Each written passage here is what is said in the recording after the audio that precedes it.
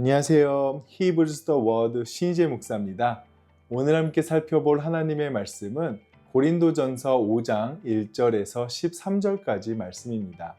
그 중에 7절 말씀을 제가 읽어보겠습니다. 너희는 누룩 없는 자인데 새 덩어리가 되기 위하여 묵은 누룩을 내버리라. 우리의 유월절 양 곧 그리스도께서 희생되셨느니라. 아멘. 오늘 본문의 배경이 되는 고린도는 당시 그레코로만 세계에서 성적으로 굉장히 타락했던 도시였습니다. 그래서 고린도 사람처럼 산다라는 말이 성적으로 문란하게 산다라는 뜻으로 쓰일 정도였죠. 그런데 오늘 본문에서 바울이 고린도 교회에 일어난 음란한 문제를 듣고 충격을 받은 이유는 단순히 고린도라는 도시가 그런 분위기 속에 있었다라는 것 때문만은 아니었습니다. 바울은 이것을 단순히 한 사람의 잘못된 행동만으로 보지 않았다라는 겁니다. 대신에 바울이 지적하는 문제는 그 세상의 질서가 교회 안으로 들어왔다라는 것이죠. 그런 점에서 오늘 본문은 우리에게 교회가 무엇인지를 다시 묻게 합니다. 그리고 우리가 그 교회를 지킨다라는 것이 과연 어떤 의미인지를 생각해 보게 하죠. 한번 말씀을 통해 자세히 살펴보도록 하겠습니다. 오늘 본문에서 바울은 고린도 교회 안에 있는 음행의 문제를 지적합니다. 그런데 이 본문은 우리에게 죄가 무엇인지를 다시 생각해 보게 하는데요. 우리는 종종 죄를 개인의 실수나 어떻게 보면 사적인 일탈로 생각하는 경우가 많습니다. 물론 죄는 한 개인의 행동으로 나타날 수 있죠. 하지만 성경이 말하는 죄는 거기서 끝나지 않는다라는 겁니다.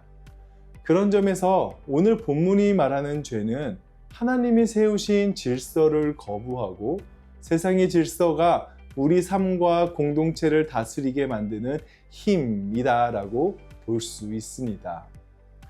이전에 살펴보았듯이 고린도 지역이 갖고 있는 후원자와 피후원자의 관계가 강한 사회였음을 살펴보았었는데요.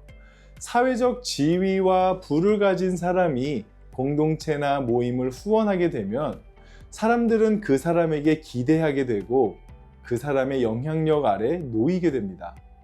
이런 구조에서는 힘이 있는 사람의 문제를 쉽게 지적하기가 어렵게 되죠. 왜냐하면 그 사람을 잃거나 놓치면 공동체의 안정이나 이익이 흔들릴 수도 있기 때문입니다. 그런 점에서 오늘 본문의 죄가 단순한 개인의 죄를 지적하는 것이 아니라 교회 안에 들어온 세상 권력의 문제를 연결해서 생각해 볼 수도 있다라는 겁니다. 특히 오늘 고린도 교회에서 일어난 문제, 아버지의 아내를 취하였다라는 사건은 단순히 성적인 일탈만이 아니라 당시 사회에서의 재산, 가문, 상속, 지위와도 얽혀 있었을 가능성도 생각해 볼 수 있습니다. 그래서 만약 그 사람이 공동체 안에서 영향력이 있는 사람이었다면 고린도 교회가 그를 쉽게 다루지 못하고 오히려 침묵했을 가능성이 있다라는 것이죠. 그래서 바울은 바로 그 지점을 끊어내려는 것입니다. 교회 안에서 세상의 지위가 죄를 덮어주는 방패가 될 수가 없죠. 세상이 가진 힘, 부와 영향력이 교회 공동체가 가져야 할 거룩함보다 앞설 수 없기 때문입니다. 그렇기 때문에 교회는 후원자의 집이 아니라 그리스도의 몸이어야 하죠. 교회는 영향력을 가진 사람의 체면을 지켜주는 곳이 아니라 그리스도의 주권 아래 함께 서게 되는 공동체인 것입니다. 그런데 그 공동체가 어떻게 반응했나요? 2절 말씀을 제가 읽어보겠습니다. 그리하고도 너희가 오히려 교만하여져서 어찌하여 통한이 여기지 아니하고 그 일 행한 자를 너희 중에서 쫓아내지 아니하였느냐. 바울은 고린도 교회가 교만하여져서 그것을 통한이 여기지 아니했다라고 말합니다. 여기서 통한이 여긴다라는 것은 깊이 슬퍼하고 애통한다라는 뜻입니다. 바울이 기대했던 것은 분노를 막 일으키는 것이 아니라 한 사람이 죄에 빠졌다라는 사실, 그리고 그 죄가 공동체를 위협하고 무너뜨리고 있다는 사실 앞에서 함께 아파하는 마음이 필요했었다라는 것이죠. 그렇기 때문에 고린도 교회는 성적인 죄 앞에서만 무너진 것이 아니었습니다. 그보다 더 깊은 문제는 영적인 무감각이 있었다라고 볼 수 있죠. 애통해야 할 일을 애통하지 못했고 오히려 교만했던 것입니다. 그리고 이러한 모습은 어제 바울이 지적했었던 세상의 질서대로 왕 노릇하는 모습임을 떠올릴 수가 있습니다. 이것이 바울이 보기에 교회 안으로 들어온 세상의 질서였습니다. 그렇다면 바울은 왜 이 문제를 개인의 일로만 두지 않고 공동체 전체의 문제로 다루었을까요? 6절 말씀을 보겠습니다. 너희가 자랑하는 것이 옳지 아니하도다. 적은 누룩이 온 덩어리에 퍼지는 것을 알지 못하느냐. 바울은 공동체 안에서 일어나는 죄의 문제를 누룩에 빗대어 이야기하죠. 누룩은 작아 보이지만 전체 반죽에 퍼집니다. 마찬가지로 죄는 한 사람에게만 머물지 않는다라는 거죠. 죄를 묵인하는 분위기는 공동체 전체를 무감각하게 만든다라는 겁니다. 처음에는 세상의 질서가 교회 안에 들어왔을 때 이번 한 번만이라고 생각할 수가 있죠. 그런데 이게 나중에는 이 정도는 괜찮아가 된다라는 겁니다. 그래서 바울은 말합니다. 7절 말씀을 보면요. 너희는 누룩 없는 자인데 새 덩어리가 되기 위하여 묵은 누룩을 내버리라. 우리의 유월절 양 곧 그리스도께서 희생되셨느니라. 묵은 누룩은 내버리라는 것입니다.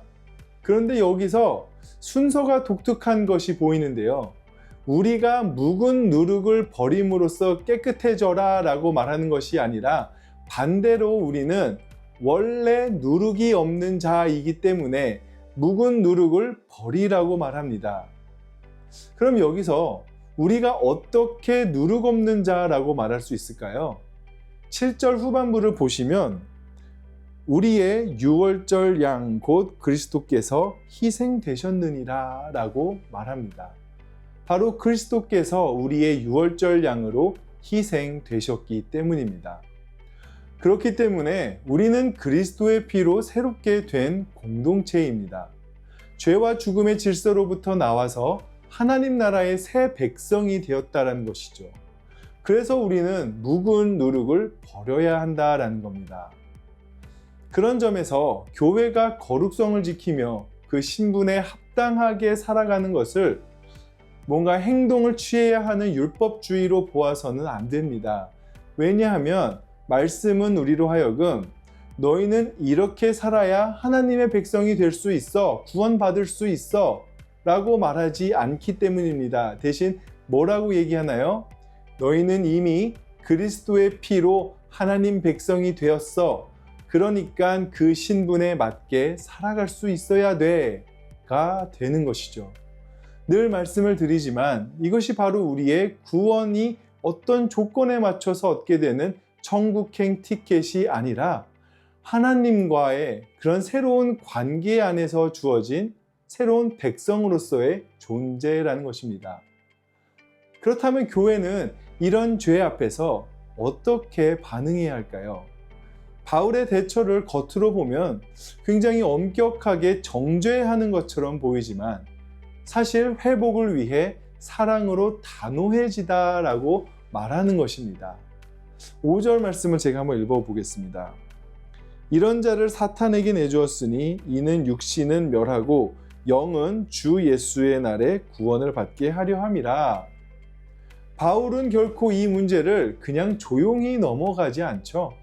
공동체가 함께 이 일을 다루어야 한다라고 말합니다. 심지어 이런 자를 사탄에게 내주었으니 라고 굉장히 강한 워딩으로 이야기합니다. 그런데 이렇게 강하게 이야기하는 목적이 5절 뒤에 나오는데 그것은 육신은 멸하고 영은 주 예수의 날에 구원을 받게 하려 함이라. 바울의 목적은 그 사람을 완전히 버리는 것이 아닙니다. 그가 회개하고 주 예수의 날에 구원을 받게 하려는 것이죠. 이것이 교회의 권면이 세상의 처벌과는 다른 점입니다. 세상에서는 문제가 있는 사람을 싹둑 잘라버리면 그만일지도 모릅니다. 하지만 교회의 권면은 사람을 회복시키기 위한 것이죠. 그를 다시 거룩한 자리로 세우고자 함이라는 겁니다. 이것이 바울이 교회를 지키는 방법이었던 거죠. 그렇기 때문에 바울이 사탄에게 내어준다라는 표현은 단순히 벌을 주는 것이 아니라 그 사람이 교회 안에서 누리던 잘못된 안정과 영향력의 자리에서 끌어내리라는 의미로 볼 수 있습니다.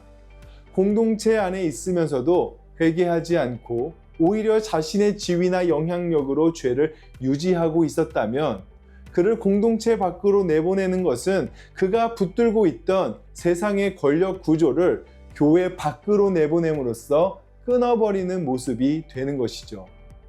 그런 점에서 반대로 회복을 생각해 본다면 회복은 그냥 다시 교회에 나오게 하는 것이 아닙니다.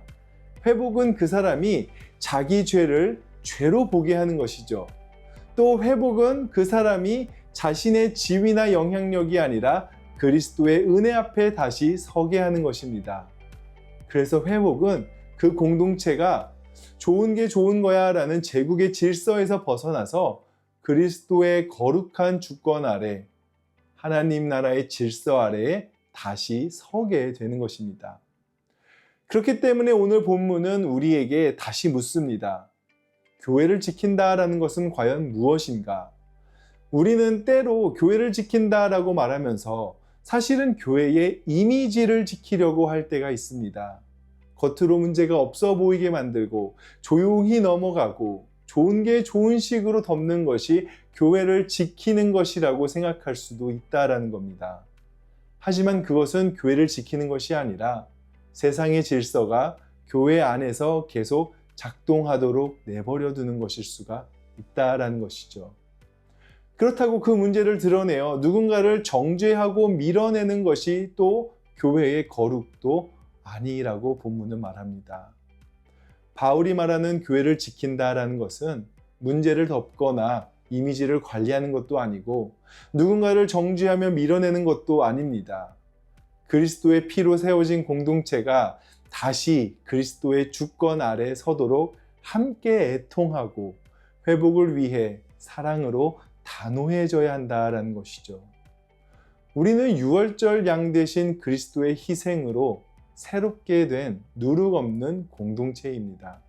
그렇기에 오늘도 우리 가운데 세상의 질서를 따르려는 묵은 누룩을 버리시길 바랍니다.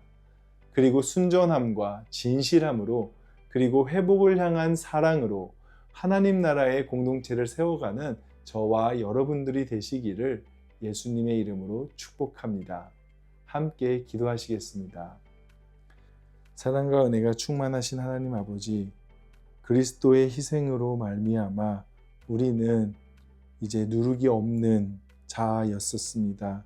그럼에도 우리에게 들어온 세상의 질서가 우리로 하여금 묵은 누룩이 되어 공동체를 무너뜨리려 하는 위협 가운데 있을 때가 있습니다. 그럴 때에 교회가 무엇인지 우리가 다시 생각해 보며 그 죄, 묵은 누룩이 과연 어떤 세상의 질서 가운데로부터 나왔는지 깨닫고 그 죄를 죄로 보게 하여 또 죄를 떨쳐버리며 그래서 하나님 앞에 더 깨끗한 모습으로 나아갈 수 있는 우리 교회들의 모습 또 성도님들의 모습이 되도록 인도하여 주시옵소서. 교회 앞에 주님의 이름으로 바로 선 저희들이 주님의 이름을 또 높이며 영광 높이는 모두가 되게 해주실 믿사오며 감사드리며 예수 그리스도 이름으로 기도드렸습니다. 아멘.